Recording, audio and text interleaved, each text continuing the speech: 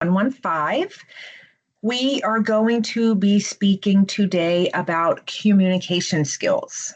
So let's get started. So we've talked a lot since the beginning of the semester. Since the beginning of you starting this course, we've talked a lot about how important it is that we have good communication with a lot of our patients for a variety of reasons. So we're just going to kind of review some of the behind the scenes things that we've talked about many, many months ago. So if we think about communication, what is communication? Communication is just a way for us to be able to exchange information, okay? But if we think about what we're communicating, it just makes sense that the more complex that information is, the more difficult that task can be, because it really requires a lot more effort to make sure that we're communicating it the right way.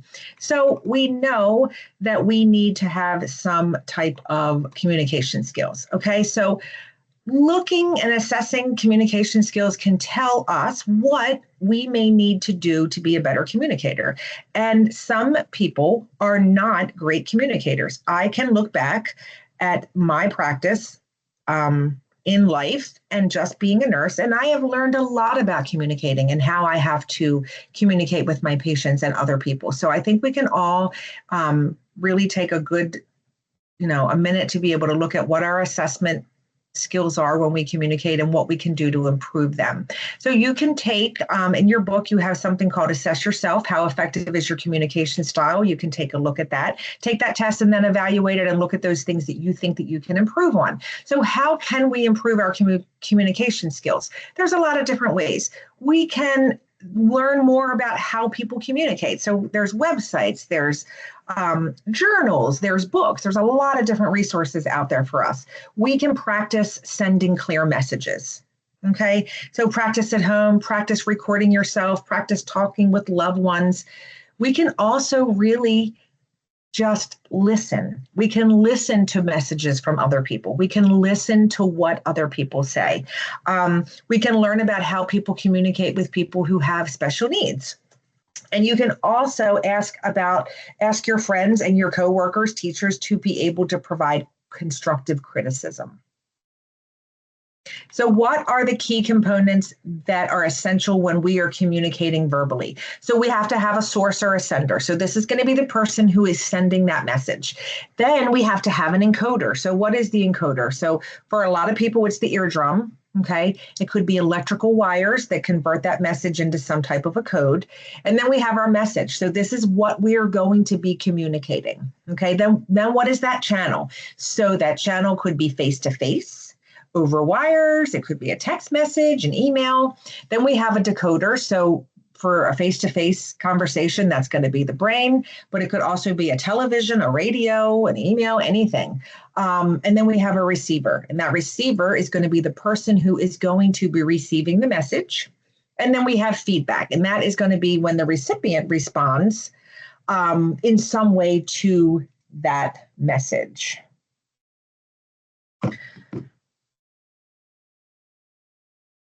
All right, so components of communication. So definitely we have one way. So one way, a good example of a one way would be a news broadcast. So the source of a news broadcast would be the announcer, right? The message that they're providing is the news. And then the receiver is going to be that person who's receiving the message. So that would be you if you're sitting in your living room on your couch watching the news. Then we have two-way. So two-way is where the sender of the message and the receiver can both send and receive messages. So a perfect example of this is just a simple conversation between two people. Then we can have multi-directional communication. And this is where you have several people that are sending messages to and receiving messages from several different people. So this is a conversation about a patient that occurs among nurses, aides, doctors, and clerks. And many of you have probably seen this in the hospital setting as multidisciplinary rounds. Great example of that multi-directional. Vocal communication. So vocal communication is the sound of our voice. It's not just the sound, it's also the tone. And this is really important, okay? Because we can be saying something, but the way that we say it, the tone in which we say it, the way that it sounds, can cause people to maybe misunderstand what we're saying. So it is very responsible that we clearly speak, okay? That is a skill that might not be easy for some people to do, but you certainly can learn how to do that. When you're speaking, you always want to make sure that you are facing the person that you're addressing, and you always want to keep good eye contact when you're speaking with that person. And you want to make sure that you state your words clearly without skipping any syllables. Nonverbal communication sometimes, in my opinion, says more than what we say verbally. So this is going to be any signs, any signals, any symbols, but it also includes our body language, our facial expressions, our posture. What is our body position? Other actions that are not words. Are we rolling our eyes? Are we taking deep breaths? Are we humming? Are we making noises? So it's very important to be very cognizant of our nonverbal communication. The process of communication. So when we think about sending a message to someone, so this is going to be us in the majority of the time we're going to be speaking. So before you start to speak to someone, it's always a good idea for you to kind of think about that topic that you want to discuss and then work to develop that clear message in your mind. So what is it that you want to get across? What are those key points that you want to make sure that that receiver is understanding? And then once you have all that together and once you start to speak, you want to make sure that you're speaking clearly. Sometimes we do this in writing. So a lot of communication that we see in healthcare is writing. Charting is definitely the biggest part of communication that I see as writing. It's a special kind of writing, and we have to understand that when we chart, that communication in the hospital setting directly influences the patient care. So I've talked to you guys about this multiple times. We talked about it last night with the example that the patient that had a drain, and that drain needs to be looked at and documented every 4 hours, because when the physicians come in the next day, they're going to go through that chart and they want to look at that nurse that documented in the last 24 hours, and they want to see how much they documented as output for that drain. If it's less than 100 mLs of output, that's an indicator to the doctor that, hey, it might be time to pull this drain. Well, if I was the nurse the 12 hours before and I didn't document any because I forgot, or I didn't follow up with the tech that was documenting to make sure that she documented something, that doctor could come in and pull that drain, and there could still be a lot of fluid left in that patient. So you have to understand that charting is very much a communication piece, and that communication really has a big effect on the care that we give to our patients. So when we're charting or we're writing, we have to make sure that we are using very specific, approved abbreviations, approved concise terms in our nursing language. And we want to make sure that we're documenting and always telling the facts, but nothing extra. And again, very, very important that we're using that approved abbreviations, because other people need to be able to come behind us and know exactly what we mean when we abbreviate something. We can't just make up our own abbreviations. So thinking about that receiver of that message. So this is going to be reading. So this is an important vehicle for being able to convey certain ideas and information. So you do have to have some essentials of effective reading. So you have to think about how fast do you read, and then how well do you understand what you read. And this is also a place where you can get experience and learn how to be an effective, faster reader if you wanted to. So it would be good for you to kind of observe how you read, see if you have any challenges, and then be able to change those poor reading habits so that it will make it easier for you to learn. Definitely want to be able to build a good vocabulary. So this is an excellent way for you to be able to improve comprehension. And this is really important in the nursing world, because we have kind of like our own understood common language, which other lay people don't talk about, right? Like last night when we did our simulation, you guys were talking to the patient and telling them that the patient was NPO. Most people don't know what that is, right? But that's common language for us, and we start to use it every day. We use a lot of medical terms that other people are not familiar with, and it's great that we build that vocabulary. We use it every day. But we also always have to remember who we're communicating with, and that those patients are not as well versed in those medical terms and that common language as we are. All right, so listening. Listening is in my opinion, a skill that every person should have. It's an excellent skill. I think that as people, we listen to respond, we don't listen to understand. I think it's an important life lesson for everyone, and I think it is extremely important in nursing. So as a receiver, it is going to be your role to listen. We need to be able to understand what is being communicated to us. And sometimes we listen, and it does require us to respond. And sometimes we are just present with our patients and we listen just to listen. We don't have to say anything. There is no response. Some people just want to be heard. But as a receiver in general, our role is to listen. So hearing and listening, again, two distinct activities. Hearing just happens, it's biophysical. In order to really listen, this is a very active process. We have to keep reminding ourselves that we have to be present and that we have to listen. So definitely effective listening skills are very necessary and a major part of you being able to provide care to your patients as a nurse. I will say that being a good listener is also going to gain the confidence of the speaker, okay? And the trust. I can't tell you how many times that I just sat next to someone and listened to them and they just went on and told me, something about their family or their situation. And I don't say anything. And then at the end, they're like, thank you so much for listening to me. No one has listened to me. I feel so much better. So it's going to gain the confidence of your speaker and it's also going to gain some trust. So what are those 3 steps that we need in order to be a good listener? So you need to be able to focus your attention on the speaker and you need to know what's being said. You also need to be able to interpret what is being said so that you can then understand what to do. And then it is your obligation to be able to restate what you thought you heard to be sure that you understood the message. Like I said before, sometimes a patient just needs someone to listen. We don't have to interrupt when we're listening. We can ask questions. Asking questions always shows that we're interested to what they're talking about. And we should always be courteous, give them the perception that we're interested and always be non-judgmental. All right, so communicating with patients. So when we're communicating with patients, the nurse will learn specifically what those patients need, what they want, and what they expect from us, okay? And also what they expect from the healthcare facility. So we should practice effective communication. So pay close attention to what the patients say and how they say it. We talk about this every year, and I don't always agree with this, but your book does talk about avoiding frivolous conversations. So I feel like I do participate in probably a lot of frivolous conversations, but I feel like I do it when I want to get to know my patients. I do it as a conversation starter. I do it if I feel patients are anxious or they're nervous about something. I do it to distract them sometimes, but I also do it because I want to get to know my patients a little bit better. I do it with my geriatric patients all the time that are a little bit confused because sometimes their short-term memory is bad, but their long-term memory is good. So I'll say, Mrs. Jones, are you married? How long have you been married? Do you have any kids? I have 5 grandchildren and I love them. Do you have any grandchildren? I want to know more about my patients. I think frivolous conversations definitely have a place. If your patient is telling you that they're really scared, that they don't want to have this procedure, they're scared they're going to die, it's probably not the best time for you to say, how many children do you have?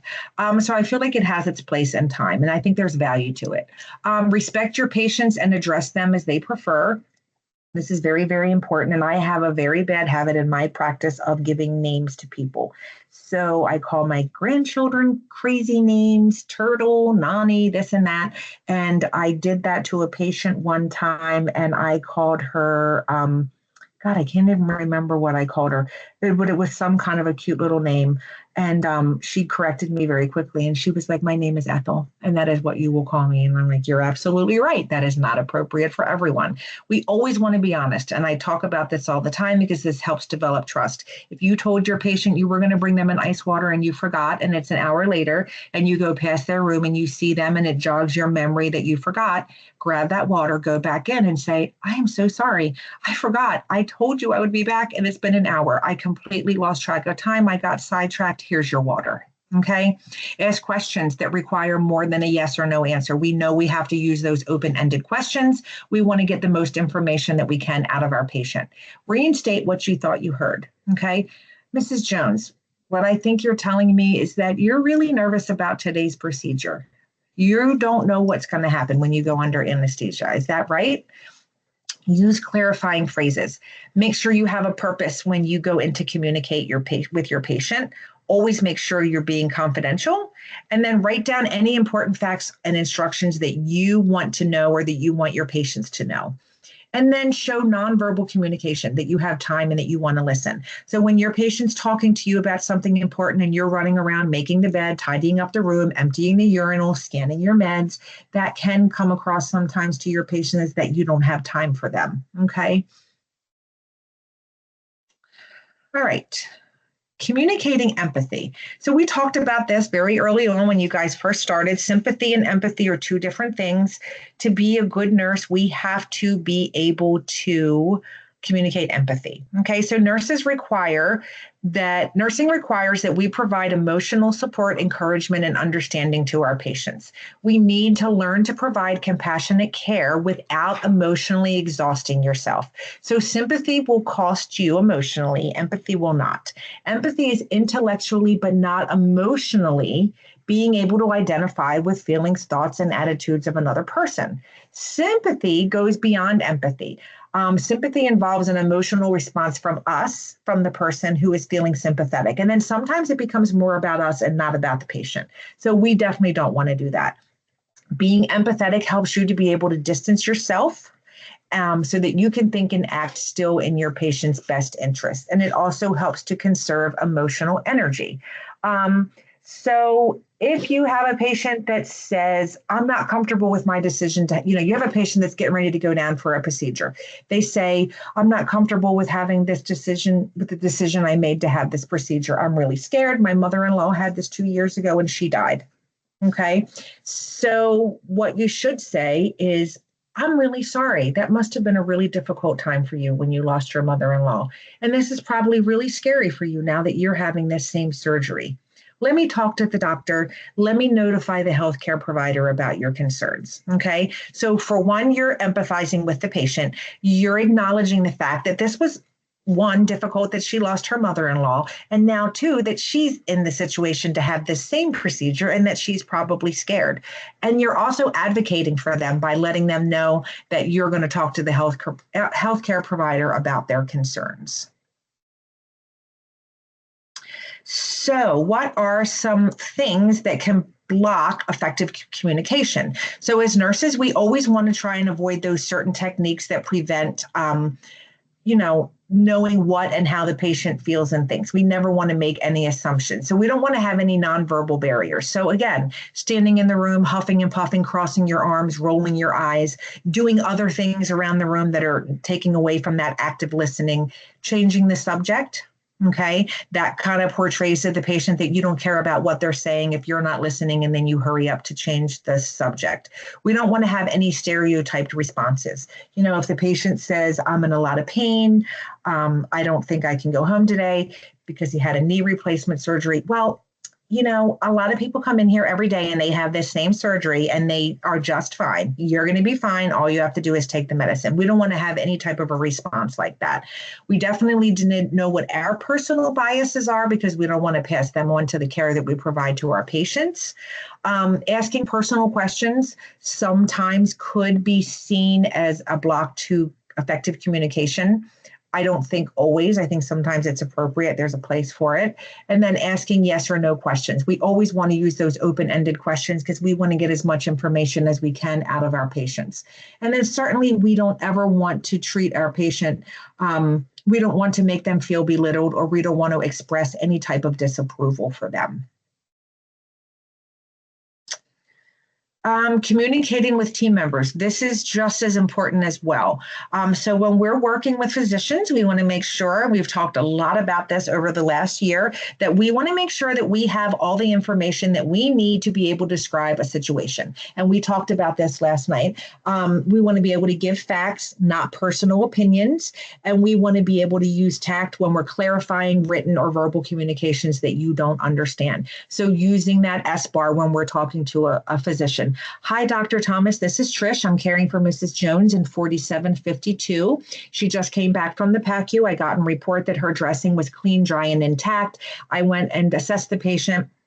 I noticed that that left hip dressing, that surgical dressing, is saturated with sanguineous blood. I emptied about 150 cc's out of that JP drain. The patient's blood pressure is 52/69. Their heart rate is yada, yada, yada, yada. So making sure that we give all the information that we know that they're going to need from us to be able to make a decision about this patient. And then if we, maybe that physician might say, okay, I'm coming to the floor, do me a favor, give me a bolus, give that patient a bolus of lactated ringers. And if you don't exactly understand what they're asking, say, okay, I understand you're coming to the floor, and I heard you say that you want me to give the patient a bolus of lactated ringers right now. Is that correct? And then when we think about supervisors, so we know that our managers, our supervisors in our settings of employment, they have a legal liability for our actions.